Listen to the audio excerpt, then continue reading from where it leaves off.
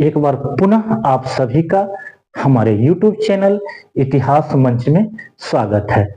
आज हम लोग क्लास 12वीं के इतिहास के पहला टॉपिक सिंधु घाटी सभ्यता के बारे में जानेंगे।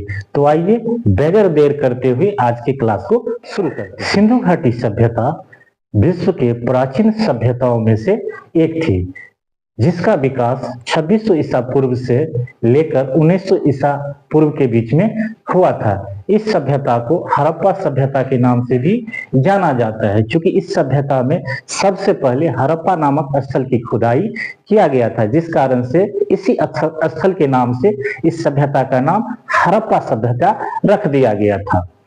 यह सभ्यता सिंधु घाटी नदी और इसके सहायक नदियों के किनारे बसा हुआ था और यह सभ्यता अपनी शहरी नियोजन प्रणाली, विकसित जल प्रणाली, व्यापार और लेखन प्रणाली के लिए सिंधु घाटी सभ्यता के बारे में सबसे पहले जानकारी चार्ल्स मैसन नाम के व्यक्ति ने 1826 ईस्वी में दिया था, जिसके उपरांत सन 1921 ईस्वी में दयाराम सहनी के द्वारा हड़प्पा नामक जगह की खुदाई किया गया और सबसे पहले हमारे सामने में सिंधु घाटी सभ्यता के प्रमाण मिले। तो इस तरह से सिंधु घाटी सभ्यता की खोज की। इस सभ्यता के नामकरण की बात करें तो इस सभ्यता को दो नामों से जाना जाता है। पहला, इसे सिंधु घाटी सभ्यता कहा जाता है, दूसरा हड़प्पा सभ्यता कहा जाता है। क्योंकि इस सभ्यता को सिंधु घाटी सभ्यता इसीलिए कहा जाता है कि यह सभ्यता सिंधु घाटी और इसके सहायक नदियों के किनारे बसे होने के कारण इस सभ्यता का नाम सिंधु घाटी सभ्यता रख दिया गया।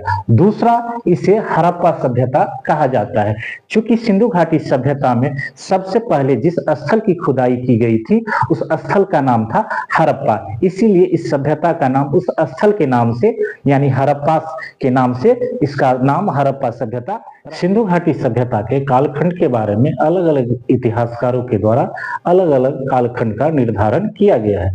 कुछ इतिहासकारों का मानना है कि सिंधु घाटी सभ्यता का कालखंड 2500 ईसा पूर्व से लेकर 1500 ईसा पूर्व के बीच का था।